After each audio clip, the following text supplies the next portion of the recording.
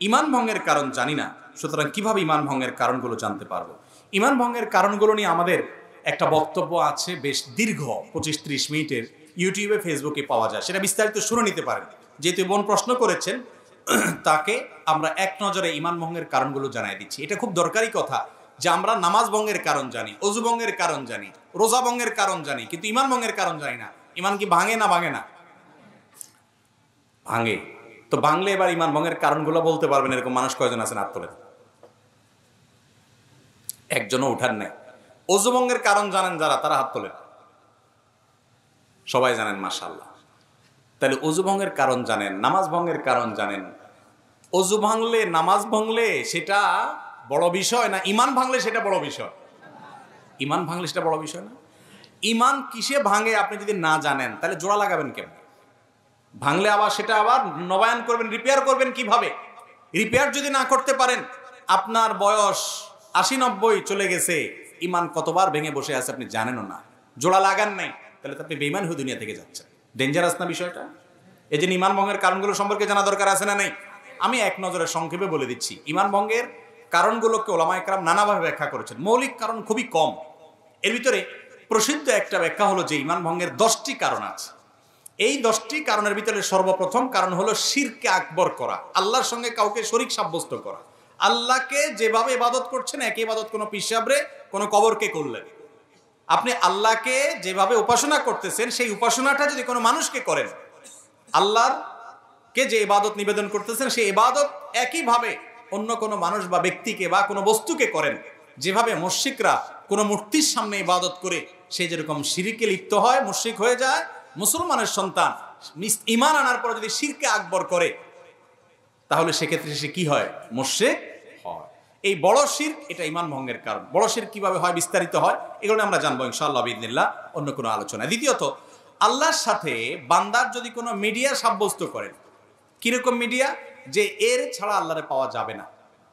যেমন আমাদের অনেক ধর্মের ভাইরা মনে করেন যে আল্লাহকে পাইতে হইলে সরাসরি পাওয়া যাবে না, বিভিন্ন দেবতা ধরতে হবে, এই জন্য অনেক দেবতার পুজো করে তারপরে ঈশ্বর পর্যন্ত, আল্লাহ পর্যন্ত যেতে হবে। ইমানদার যদি মনে করে যে আল্লাহকে পাইতে হইলে আল্লাহর বিভিন্ন ভায়া আছে এগুলো ধরতে হবে, ওনাদেরকে ছাড়া আল্লাহকে পাওয়া যাবে না, এরকম যদি মনে হয় এবং আল্লাহর ইবাদতটা তাদের মাধ্যমে করে, তাহলে সেটাও ঈমান ভঙ্গের কারণ। তৃতীয়ত, ঈমান ভঙ্গের কারণ হলো যে যদি কেউ মনে করে যে ব্যক্তি অমুসলমান, কাফের, ভিন্ন ধর্মের অনুসারী, বেঈমান, ঈমান আনেন নাই, মনে করে যে না তারটাও ঠিক আছে, তাহলে এই লোক বেঈমান, এই লোক ঈমান থেকে খারিজ হয়ে যায়, এটা ঈমান ভঙ্গ হয়ে যাওয়ার মতো কারণ। কারণ আপনি একটা লোক আল্লাহর প্রতি অবিশ্বাসী, আপনি বললেন না তারটাও ঠিক আছে। আমাদের অনেক মুসলমান ভাইরা আছে আজকাল, তাদের বিশ্বাসগুলো গোলালু মার্কা বিশ্বাস হয়ে গেছে। তাদের বিশ্বাসগুলো এখন আপনার শৈথিল্য প্রদর্শনকারীদের বিশ্বাস হয়ে গেছে। কিরকম সেটা? বলে যে সব ধর্মই ঠিক আছে।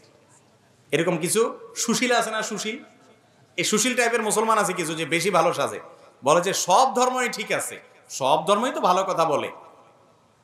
যেই ব্যক্তি আপনার মালিকের অস্তিত্বই স্বীকার করে না বা মালিকের একত্ববাদের স্বীকৃতিই দেয় না, সে কিভাবে ঠিক থাকে? তার অনেক ভালো কাজ থাকতে পারে, ভালো গুলোকে আপনি ভালো বলেন, কিন্তু সে কখনো আল্লাহর কাছে গ্রহণযোগ্য ইমানদার হতে, সে ইমানদারই না, আল্লাহর কাছে গ্রহণযোগ্য বান্দা হতে পারে না। এই জন্য যে বেঈমান তাকে বেঈমান মনে করতে হবে, যে ইমানদার তাকে ইমানদার মনে করতে হবে। তার সাথে আপনাকে মারামারি করতে কেউ বলেনি, তারটা সে করুক, বাধাও দিতে বলে নাই, তারটা সে করুক, কিন্তু আপনার মনে রাখতে হবে এটা ইসলাম, এটা কুফর, এটা ঈমান, এটা বেঈমান, স্পষ্ট থাকতে হবে। আপনি যদি গোলালের মতো সব পাকায় ফেলান, এটা কিন্তু ঈমান ভঙ্গের কারণ হতে পারে। 4 নম্বর হলো, যদি কেউ মনে করে নবী করিম সাল্লাল্লাহু আলাইহি ওয়াসাল্লামের আদর্শের বাইরে অন্য কোনো আদর্শ আরো উত্তম আছে, বেটার আছে, এটা ঈমান ভঙ্গের কারণ হতে পারে।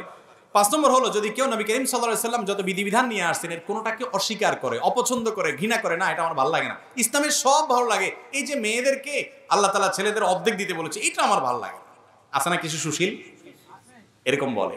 আরে ভাই, তোমার ভালো লাগাতে না লাগাতে কি আসে যায়? তুমি কি বুঝবে আল্লাহ কেন অর্ধেক দিয়েছেন? মেয়েরে আল্লাহ খরচের কোনো আইটেম দেয় নাই, আবার অর্ধেক দিয়েছেন কোত্থেকে? বাপের সম্পদ থেকে, মায়ের সম্পদ থেকে, আবার স্বামীর সম্পদ থেকেও ভাগ পাবে, সন্তান থেকেও ভাগ পাবে, মহর তো পাবেই, খরচ কিন্তু 1 টাকাও নেই। আর ছেলের খরচ সব জায়গায় আছে, শ্বশুর বাড়িতে গেলে মিষ্টি পোল্টাটাও তার নিতে হয়, বাহার বাড়িতে গেলে ফলের প্যাকেটটাও তার কিনতে হয়, বইয়ের খানার টাকাও দিতে হয়, নিজেরটা তো দেওয়া লাগেই। তারপরে বলা হয়েছে তার 2 টাকা। আর মেয়েরে বলছে তুমি কাউকে খাওয়াইতে হবে না, মিষ্টি কোনোটার বিল তোমার দিতে হবে না, তোমার নিজেরটাও তোমার খরচ করা লাগবে না, স্বামী দিবে, তুমি শুধু তাকায় থাকবা আর অর্ডার দিবা বসে বসে। এরপর তোমাকে 1 টাকা দিলাম। বেশি দেওয়া হয়েছে না কম দেওয়া হয়েছে? কিছু ভাই আছেন যাদের মাথায় বুদ্ধি শুদ্ধি এত কম, এরা হিসাব নিকাশ বোঝে না, অঙ্ক বোঝে না, বলে যে ইসলাম মেয়েদেরকে ঠকাইছে, আমার এটা ভালো লাগে না। আপনার বুঝে আসুক আর না আসুক, আল্লাহ তাআলা যা বলেছেন ওর ভিতরেই কল্যাণ আছে, আপনি হয়তো বুঝেন না। আপনি মানুষ হয়ে, সৃষ্টি হয়ে আল্লাহর সব নির্দেশের রহস্য কিভাবে বুঝবেন? তো এই জন্য যদি কেউ আল্লাহর কোনো নির্দেশকে, রাসূল সাল্লাল্লাহু আলাইহি ওয়াসাল্লামের কোনো বিধানকে অপছন্দ করে, ঘৃণা করে, এর ফলে ঈমান চলে যায়। আরেকটা হলো শরীয়তের কোনো বিষয়ে যদি কেউ বিদ্রূপ করে, ঠাট্টা করে, তামাশা করে, আছে না অনেকে দুষ্টামি করে ব্যঙ্গ করে, দায় নিয়ে ব্যঙ্গ করে, জিনিসটা সুন্নত হতে পারে, কিন্তু সুন্নত নিয়ে আপনি ঠাট্টা করলেন, রাসূল করেছে, বিদ্রূপ করলেন, তাহলে সাথে সাথে কি হয়ে যাবে? ঈমান হারা হয়ে যাবে। এটা ঈমান ভঙ্গের কারণ। ঈমান ভঙ্গের আরেকটা কারণ হলো ইসলামের শত্রু যারা, তাদেরকে যারা প্রত্যক্ষ মদদ দেয়, সহযোগিতা করে ইসলামের শত্রুতা করার জন্য, এরা মুনাফিক, এর ফলে ঈমান ভঙ্গ হয়।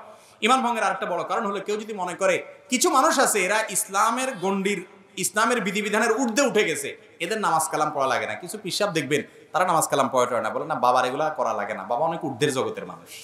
আছে না এরকম কিছু বাবা? আরে ভাই, আপনার বাবা এত ঊর্ধ্বে উঠে গেছে যে তার নামাজ পড়া লাগে না? আমার নবীজি সাল্লাল্লাহু আলাইহি সাল্লাম তিনি মৃত্যুর আগ মুহূর্তে, বুখারীর হাদিস, যে 2 জন সাহাবীর কাঁধে 2 হাত দিয়া হেঁটে হেঁটে মসজিদে যে নামাজ পড়ার মতো ক্ষমতা ছিল না। যারা মদিনা গেছেন জানেন, ওনার কবরটা ছিল ওনার বাসা, আর ওনার মিম্বরটা থেকে এখানে কতটুকু দূরত্ব, আমাদের এই প্যান্ডেল থেকে ওই প্যান্ডেলের মাথা এত দূর হবে না, এত কাছে। এইটুক যাওয়া, হেঁটে যাওয়ার শক্তি ছিল না। তখন 2 সাহাবীর কাঁধে 2 হাত ভর করে তিনি দাঁড়িয়ে তাদের শরীরের উপরে ভার ছেড়ে দিয়ে পাওটাকে মাটির সাথে হেঁচড়াতে হেঁচড়াতে টানতে টানতে নিয়ে মসজিদে নামাজ পড়ছেন মৃত্যুর আগ মুহূর্ত পর্যন্ত। আর আপনার বাবার নামাজ পড়া লাগে না? এ বাবা কি ভণ্ড বাবা না? আল্লাহ কোরআনে বলছেন ওয়াবুদ রাব্বাকা হাত্তা ইয়াতিয়াকাল ইয়াকিন, তোমরা আল্লাহর ইবাদত করো ইয়াকিন আসার আগ পর্যন্ত। বলে যে আমাদের বাবার ইয়াকিন এসে গেছে, আর লাগে না। অথচ এখানে ইয়াকিন শব্দের অর্থ হলো মৃত্যু। সব ইয়াকিন মানেই বাংলা ইয়াকিন না, বা বিশ্বাস না, দৃঢ়তা না। এখানে উদ্দেশ্য হলো ইয়াকিন মানে মৃত্যু। সমস্ত তাফসীর কিতাবগুলোতে লিখছে, এবং এটার ব্যাখ্যা। যাই হোক, তো যদি কোনো ব্যক্তি মনে করে যে তার ইবাদতবন্দি করা লাগে না, সে আফার লেভেলে উঠে গেছে, এটাও ঈমান ভঙ্গের কি হতে পারে? কারণ হতে পারে। ঈমান ভঙ্গের আরেকটা কারণ হলো জাদু। জাদুকে যদি কেউ হালাল মনে করে, জাদুতে লিপ্ত হয়, জাদু বলতে ব্ল্যাক ম্যাজিক যেটাকে বলা হয়, কুফরি কালামের মাধ্যমে মানুষের ক্ষতি করা হয়, আছে না নাই অনেকগুলো, এটাও ঈমান ভঙ্গের কারণ। এবং ঈমান ভঙ্গের আরেকটা কারণ হলো দ্বীনের ব্যাপারে একেবারে আপনার বেখেয়াল, একেবারে বেখবর। কিরকম বেখবর? ধরেন আপনার কখনো সে নামাজ পড়ে না, কখনো দিনের কোনো বিষয় নেই, নামকে আসতে শুধু মুসলমান, আর ইসলামের কোনো কিচ্ছুতে তার মধ্যে নাই, তাহলে এই ব্যক্তিকেও মুসলমান বলার কারণ থাকতে পারে না, কারণ ইসলামের কোনো কিছুই তার মধ্যে দেখা যায় না। আল্লাহ তাআলা আমাদেরকে ঈমান ভঙ্গের কারণগুলো থেকে হেফাজত থাকার তৌফিক দান।